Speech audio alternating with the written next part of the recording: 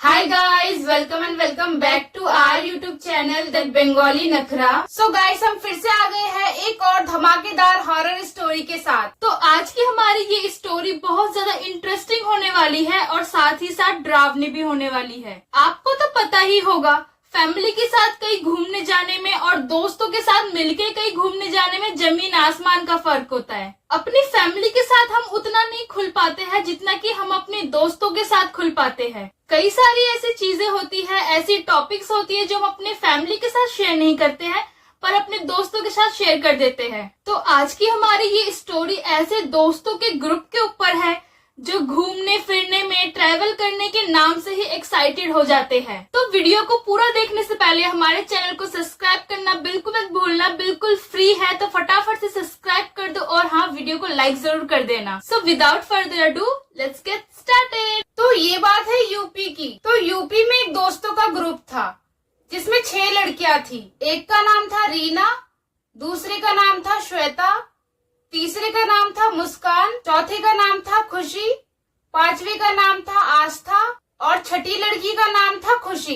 इन सभी लड़कियों ने यूपी के अलग अलग कॉलेजों से अपनी पढ़ाई कंप्लीट की थी। पर पढ़ाई कंप्लीट करने के बाद ये लोग यूपी के एक ही इंस्टीट्यूट में बच्चों को पढ़ाते थे और वहाँ से ही ये सारे दोस्त बन गए। इन सभी को एक ही इंस्टीट्यूट में पढ़ाते हुए कई साल हो गए थे, जिससे ये लोग बहुत अच्छे दोस्त बन गए थे। एक होता है ना बिल्कुल बेस्ट फ्रेंड, मतलब अगर एक दोस्त कोई पढ़ाने नहीं आता था तो दूसरे का भी इंस्टीट्यूट में बिल्कुल भी मन नहीं लगता था। इन सभी दोस्तों का एक दूसरे से बहुत अच्छा बॉन्ड था। इंस्टीट्यूट में पढ़ाने के बाद ये लोग खुशी के घर चले जाते थे क्योंकि खुशी का घर इंस्टीट्यूट के सबसे ज्यादा करीब था। खुशी के घर जाकर ये लोग कई सारे टॉपिकों पर बात करते थे और ये लोग सोचते थे कि बच्चों की वेकेशन होने पर हम कहीं जरूर घूमने जाएंगे, जिससे हम थोड़ा बहुत घूम फिर लेंगे और हमारा माइंड फ्रेश हो जाएगा। और ये 6 की 6 लड़कियां बच्चों के वेकेशन शुरू होने का वेट करती थी। बच्चों के विंटर वेकेशन शुरू होने वाले थे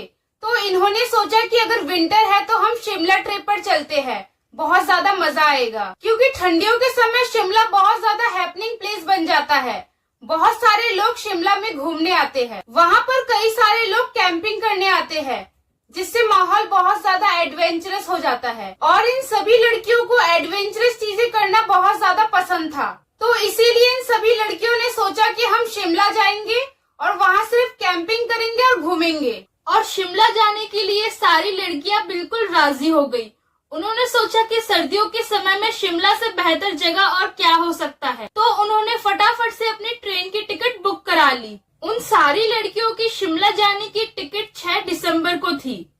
पर उन्होंने यहाँ पे एक चीज किया, तो श्वेता ने सबको एक आइडिया दिया। उसने कहा कि हम एक काम करते हैं, दिल्ली में मेरी बुआ रहती है तो हम यहाँ से 3 तारीख को सीधा दिल्ली चलते हैं और सरोजनी नगर से ढेर सारी शॉपिंग करेंगे और साथ ही हम थोड़ा बहुत दिल्ली में घूम लेंगे और डायरेक्ट दिल्ली से हम शिमला चले जाएंगे। भले ही वो लोग यूपी से थे पर उनको पता था कि दिल्ली की सरोजनी नगर मार्केट कितना ज्यादा फेमस है। तो सरोजनी नगर के नाम से तो वो सारी लड़कियां बिल्कुल एक्साइटेड हो गई। उन्होंने सोचा कि हम बिल्कुल जमकर शॉपिंग करेंगे क्योंकि वहाँ पे कपड़े तो बहुत सस्ते मिलते हैं। साथ ही श्वेता ने ये भी बताया कि तुम लोग बिल्कुल चिंता मत करो, मेरी बुआ बिल्कुल फ्रैंक है और बहुत ज्यादा हंसमुख है। तुम लोग वहाँ जाओगे तो तुम लोगों को बहुत ज्यादा मजा आएगा। इनफैक्ट वो बिल्कुल हमारी ही तरह है, उनको भी घूमना घामना बहुत ज्यादा पसंद है। सरोजनी नगर के लिए वो सारी लड़कियां इतनी ज्यादा एक्साइटेड हो जाती है कि वो लोग यूपी से दिल्ली के लिए निकलते समय खाली बैग लेके ही निकल पड़ते हैं, ये सोचकर कि हम शिमला ट्रिप के लिए सारी शॉपिंग सिर्फ और सिर्फ सरोजनी नगर से ही करेंगे। हम तो दिल्ली में ही रहते हैं फिर भी हम सरोजनी नगर के लिए इतना ज्यादा एक्साइटेड रहते हैं। फिर आप सोचो कि वो लोग कितना ज्यादा एक्साइटेड होंगे। तो वो सारी लड़कियां अपने साथ एक एक बड़ा खाली सूटकेस लेके दिल्ली के लिए निकल पड़ती है, क्योंकि उन सभी लोगों का दिल्ली आके शॉपिंग करने का प्लान सडनली बना था। इसलिए वो लोग फटाफट से बस से ही दिल्ली आ गए और कुछ घंटों के सफर के बाद फाइनली वो लोग दिल्ली पहुंच गए। दिल्ली में आकर दिल्ली की चकाचौंध देखकर वो सारे बहुत ज्यादा एक्साइटेड हो जाते हैं। दिल्ली में आकर वो लोग फटाफट से अपनी बुआ के घर चले जाते हैं। वहाँ पर थोड़ी देर रेस्ट वगैरह करने के बाद वो लोग दोपहर में ही अपने बड़े बड़े बैग लेकर सरोजनी जाने के लिए निकल जाते हैं। सरोजनी नगर के बारे में उन सभी लड़कियों ने बस सुना था, लेकिन आज पहली बार वो सब सरोजनी नगर जा रहे थे, इसीलिए वो सब बहुत ज्यादा एक्साइटेड थे। मुस्कान ने कहा कि आज हम जमकर शॉपिंग करेंगे, पता नहीं फिर कभी सरोजनी आने का मौका कब मिलेगा। उन्होंने सरोजनी से बहुत सारे शॉपिंग की, jackets, puffer jackets, boots, sandals, बहुत सारी चीजें ली। उनमें से किसी का भी मन नहीं कर रहा था सरोजनी नगर को छोड़कर जाने का, लेकिन इन सब का शाम के समय इंडिया गेट जाने का प्लान बना था, क्योंकि इन्होंने पहले से ही सोच लिया था कि दिल्ली में जाकर हम सिर्फ शॉपिंग ही नहीं करेंगे, हम बाकी जगह पर भी तो घूमेंगे। वो लोग डिसाइड करते हैं कि हम अगले दिन भी सुबह सुबह दोबारा सरोजनी नगर जाएंगे। थोड़ी बहुत जो भी शॉपिंग हमारी बच गई है हम उसे दोबारा कंप्लीट कर लेंगे। और अगले दिन सुबह सुबह सरोजनी जाकर वो लोग अपना पूरा आधा दिन सरोजनी में ही बिता देते हैं, क्योंकि उनमें से किसी का भी मन सरोजनी को छोड़कर जाने का नहीं कर रहा था। पूरा दिन शॉपिंग करने के बाद शाम के समय फाइनली उनकी पूरी शॉपिंग कंप्लीट हो जाती है। वो लोग अपनी अपनी खरीदी हुई चीजों को लेकर बहुत ज्यादा एक्साइटेड थे। उन्होंने अपने मन में शिमला ट्रिप के लिए जो भी लुक सोचे थे उसके हिसाब से उन्होंने सारे कपड़े सरोजनी से ले लिए थे, और वो लोग बस शिमला जाने का वेट कर रहे थे कि कब हम शिमला जाएंगे और कब ये सारे कपड़े हम पहनेंगे। तो उन सभी लड़कियों ने अपने पूरे 2 दिन सरोजनी में शॉपिंग करने में बिता दिए। अब उनका दिल्ली में सिर्फ 1 दिन रह गया था, जिसमें उन्होंने सोचा कि हम दिल्ली के कुछ फेमस जगह में घूम कर आएंगे। वो लोग अपने लास्ट डे पर लाल किला, कुतुब मीनार, हुमायूं टॉम ये सब जगह घूम कर आते हैं, जहाँ पर जाकर वो लोग बहुत सारी पिक्चर्स क्लिक कराते हैं और उनको वहाँ बहुत ज्यादा मजा आता है। तो फाइनली 6 तारीख आ गई थी, जिस दिन उनको शिमला जाना था। वो लोग इस दिन के लिए बहुत ज्यादा एक्साइटेड थे और इस दिन का बहुत दिनों से वेट कर रहे थे। तो वो लोग फटाफट से ट्रेन पकड़ते हैं और दिल्ली से शिमला के लिए निकल पड़ते हैं। वो लोग अपनी ट्रेन की जर्नी को बहुत ज्यादा एंजॉय करते हैं। वो लोग बहुत सारे बातें करते हैं, मस्ती मजाक करते हैं।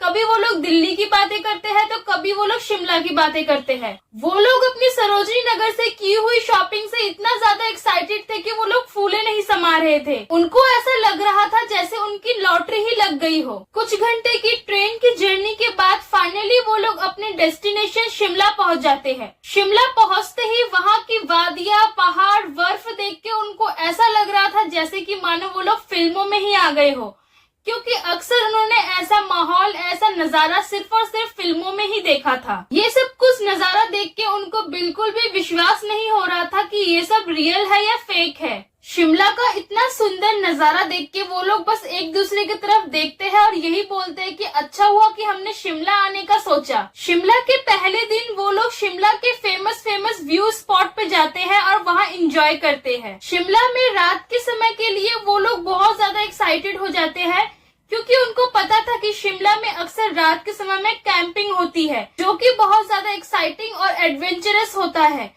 उन्होंने सोचा कि दिन में हम कुछ भी करें, रात को तो हमें कैंपिंग करना ही है, क्योंकि शिमला आए और कैंपिंग नहीं किया तो फिर क्या किया। तो वो सारे फटाफट से अपने फोन में सर्च करते हैं कि शिमला की सबसे फेमस जगह कौन सी है, जहाँ से व्यूज सबसे ज्यादा सुंदर आती हो और जहाँ पे सबसे ज्यादा कैंपिंग होती हो। तो अपने नियर बाय उनको एक जगह मिलती है जहाँ पे रात के समय में बहुत ज्यादा कैंपिंग होता है। जिस जगह को उन्होंने अपनी कैंपिंग के लिए चुना था वो जगह काफी ऊपर था, यानी पहाड़ों पर था।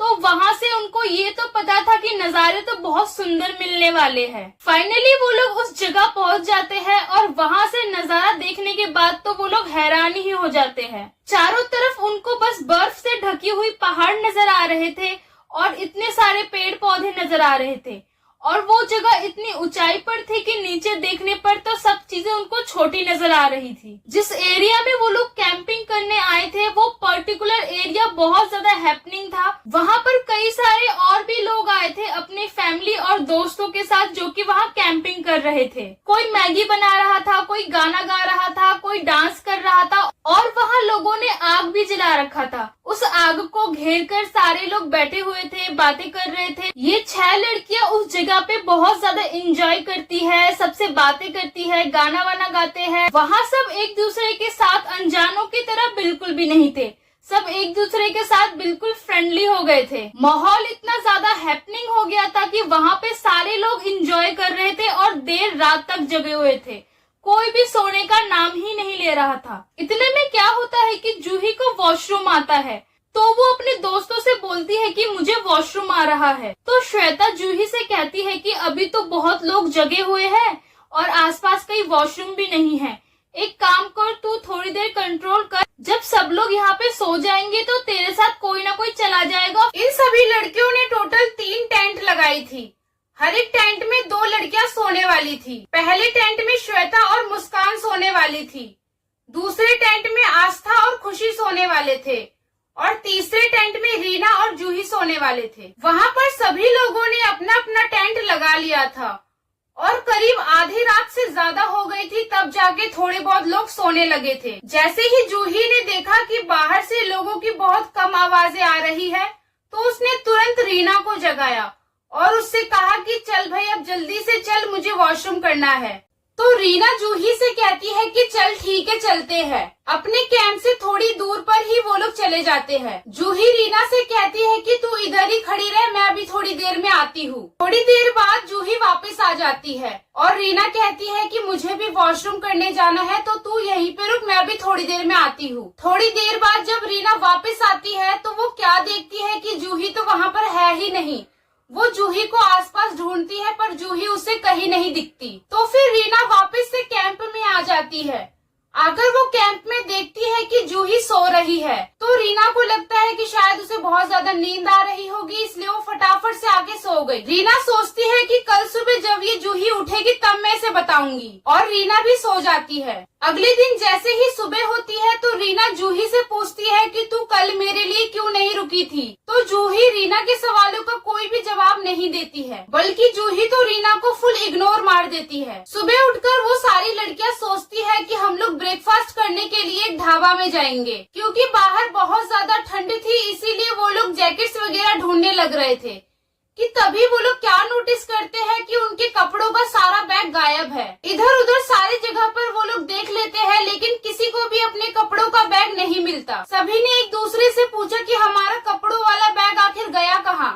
तो रीना अपने दोस्तों से कहती है कि मैंने सुबह सुबह जूही को कैंप से बाहर निकलते हुए देखा था, क्या पता इसने कुछ देखा। तो श्वेता जूही से पूछती है कि क्या तुझे कुछ पता है कि हमारे बैग आखिर गए कहाँ। जूही फर्स्ट टाइम पूछने पर किसी को भी कुछ नहीं बताती। श्वेता के सेकंड टाइम पूछने पर जूही गुस्से से सबको बोलती है कि हाँ, मैंने तुम सबके बैग फेंक दिए, तुम सब एक भी खिलौना नहीं लेकर आए थे ना, इसीलिए। तो सारी लड़कियां शॉक्ड हो जाती है कि जूही क्या बोल रही है। जूही कहती है कि मैंने तुम सबके लगेज इसी पहाड़ी से नीचे फेंक दिया। सारी लड़कियां गुस्से में आ जाती है। वो जूही से कहती है कि तू पागल हो गई है क्या, तूने हम सबके कपड़े आखिर क्यों फेंके। पर जूही बस एक ही बात दोहराई जा रही थी कि तुम लोग खिलौना नहीं लेकर आए थे ना, इसलिए मैंने तुम सबके लगेज फेंक दिए। तो मुस्कान जूही से बोलती है कि तेरा दिमाग ठीक है, तू किस खिलौने की बात कर रही है, हम क्या छोटे बच्चे हैं जो यहाँ पे खिलौना लेके आएंगे। पर जूही उनसे कुछ नहीं बोलती है, बस एक ही चीज दोहराती रहती है कि तुम लोग खिलौना क्यों नहीं लेके आए। जूही के दोस्त उससे बहुत ज्यादा नाराज हो जाते हैं।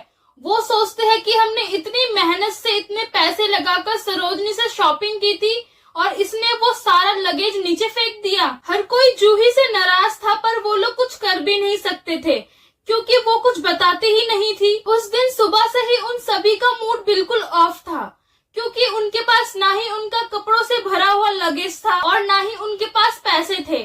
उनके पास बस थोड़े बहुत पैसे थे जो कि उनके मिनी पर्स में रखा हुआ था, जो कि वो कपड़े पर तो बिल्कुल भी खर्च नहीं करने वाले थे, क्योंकि उनको पूरा दिन रहना भी था। उनको यहाँ पे खाने पीने के लिए भी थोड़े बहुत तो पैसे बचाने ही थे। उस दिन उनका मूड इतना खराब था कि उस दिन वो लोग कहीं पर भी नहीं जाते, बस अपने ही कैंप में चुपचाप से बैठे थे। ये लोग बस जूही से नाराजगी दिखा रहे थे, क्योंकि उनको पता करना था कि आखिर जूही ने ऐसा क्यों किया। जहाँ रात में सब लोग एंजॉय कर रहे थे, आग वाग जला के गाने वगैरह गा रहे थे, वही ये सब जल्दी से सो जाते हैं।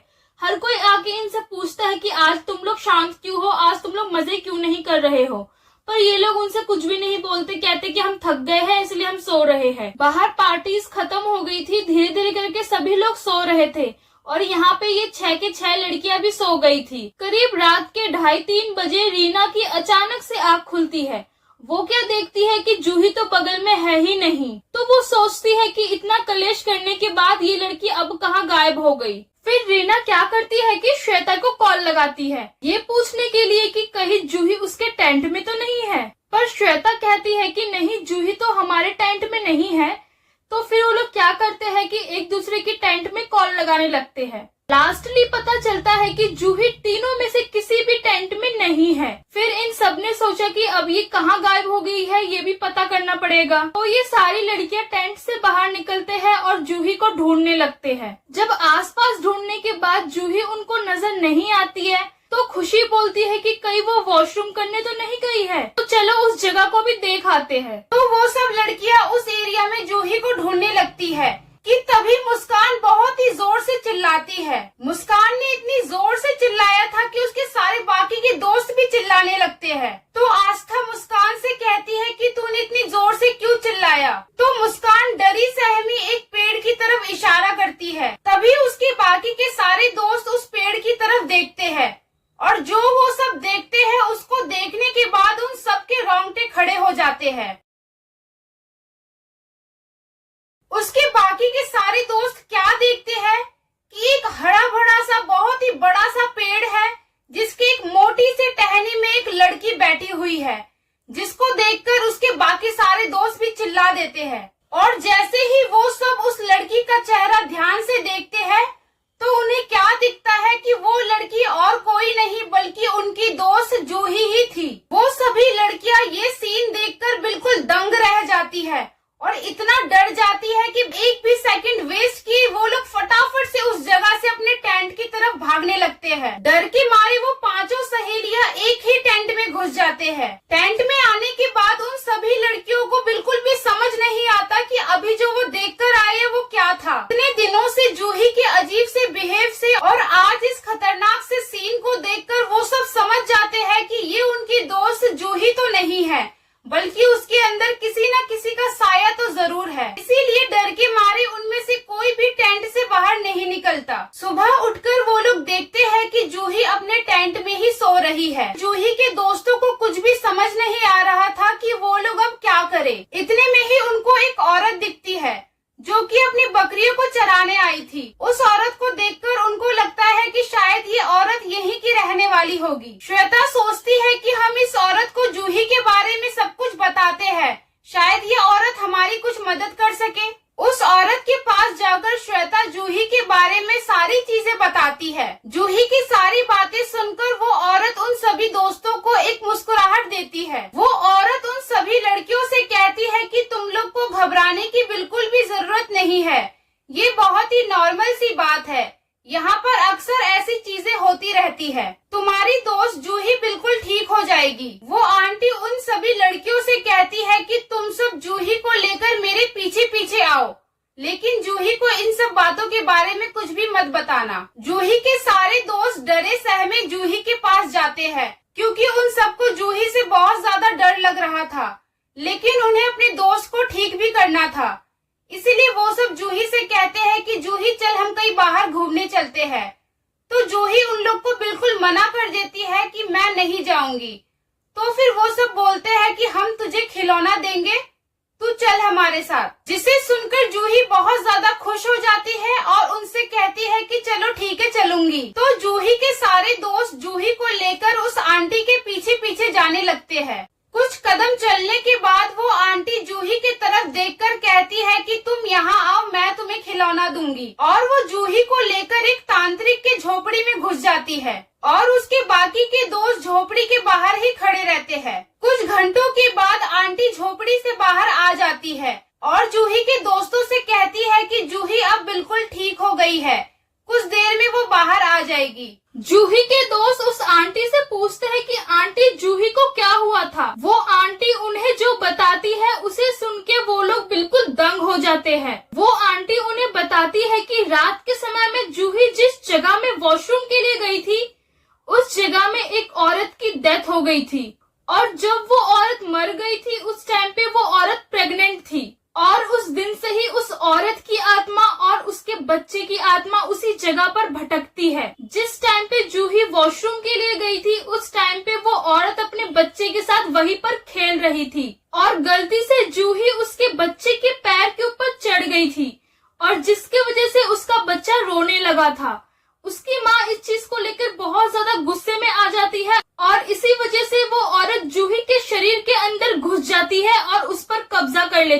वो औरत जूही के दोस्तों से बोलती है कि अभी तुम लोगों को घबराने की बिल्कुल भी जरूरत नहीं है। वो औरत जूही के अंदर से निकल चुकी है। वो किसी को भी हानि नहीं पहुंचाती है। बस जब कोई भी उसका कोई नुकसान करता है तब वो ऐसे हरकतें करती है। वो औरत जूही के दोस्तों से कहती है कि तुम जूही से इन सब के बारे में कुछ भी बात मत करना, क्योंकि उसे इन सब के बारे में कुछ भी चीज नहीं पता है। थोड़ी देर बाद जूही उस झोपड़ी से बाहर निकल के आ जाती है और उसके दोस्तों को जूही बिल्कुल नॉर्मल लगती है। ठीक होने के बाद जब जूही ने पूछा कि हमारे बैग्स कहाँ हैं जिसमें हमने सरोजनी की शॉपिंग कर रखी थी, तो उसके सारे दोस्त ये बहाना बना देते हैं कि जब हम लोग घूमने के लिए निकले तो शायद हमारे बैग किसी ने चुरा लिए। और जूही इतना ज्यादा अपसेट हो जाती है और गुस्से में आ जाती है कि अपने बैग्स को ढूंढने लगती है। बाकी के सारे दोस्तों को तो पता है कि बैग्स का क्या हुआ, बट उन्हें भी नौटंकी करनी पड़ी थी कि हमारे बैग शायद कहीं गायब हो गए हैं। ये उनका शिमला में लास्ट दिन था। इस दिन भी वो लोग थोड़ा बहुत एंजॉय करते हैं और अगले दिन शिमला से यूपी की तरफ निकल पड़ते हैं। यूपी आने के बाद जूही के दोस्तों के पेट में ये सारी बातें पचती नहीं है और उसे बता दिया कि उसके साथ शिमला में क्या क्या हुआ था, जिसे सुनकर जूही भी दंग हो जाती है और एक पल के लिए वो भी विश्वास नहीं करती है। और जूही के दोस्त उन्हें बताते हैं कि जो हमारे सरोजनी से भरा हुआ बैग्स थे वो सब किसी ने गायब नहीं किए थे, बल्कि तूने ही पहाड़ी से नीचे गिरा दिए थे। इसके बाद उसके सारे दोस्त बोलते हैं कि तूने हमारे सारे बैग्स गिरा दिए थे ना, अब तू ही हमें फिर से शॉपिंग कराएगी सरोजनी से। जूही को अपने अंदर उस चुड़ैल के घुस जाने से ज्यादा दुख अपने पास सरोजनी का वो बैग ना होने का था। इस घटना के ऊपर वो लोग हंसते तो जरूर थे, पर कहीं ना कहीं वो लोग अंदर से डरे हुए भी थे। उनको क्या पता था कि उनका शिमला ट्रिप कुछ ऐसा होने वाला है। सो गाइस, इसी के साथ आज की हमारी ये हॉरर स्टोरी यहीं पे खत्म होती है। अगर आपको ये वीडियो अच्छी लगी हो तो प्लीज हमारे चैनल को लाइक शेयर सब्सक्राइब करना बिल्कुल मत भूलना। हम आपसे मिलेंगे नेक्स्ट वीडियो में न्यू हॉरर वीडियोस के साथ। तब तक के लिए बाय।